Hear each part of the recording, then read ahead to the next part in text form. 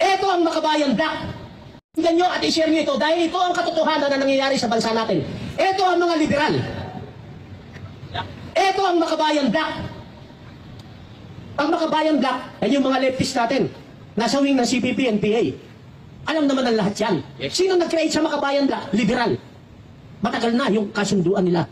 Ngayon, bakit ang liberal at saka Makabayan Black sinuportahan si BBM?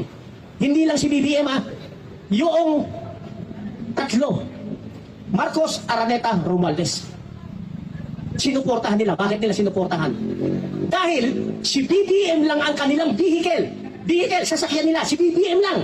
Para makarating sila sa 2028 election. Pag nawala si BBM ngayon, anong sasakyan ng Makabayan Black at saka ng liberal na dinurog na yan nung panahon ni Digong? Nakuha nyo?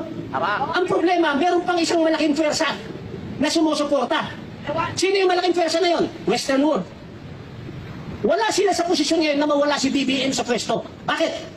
Mababago yung geopolitics positioning nila.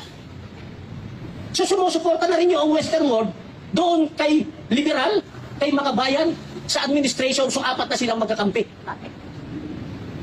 At ang target nila, anybody can be a president in 2028 except Sara.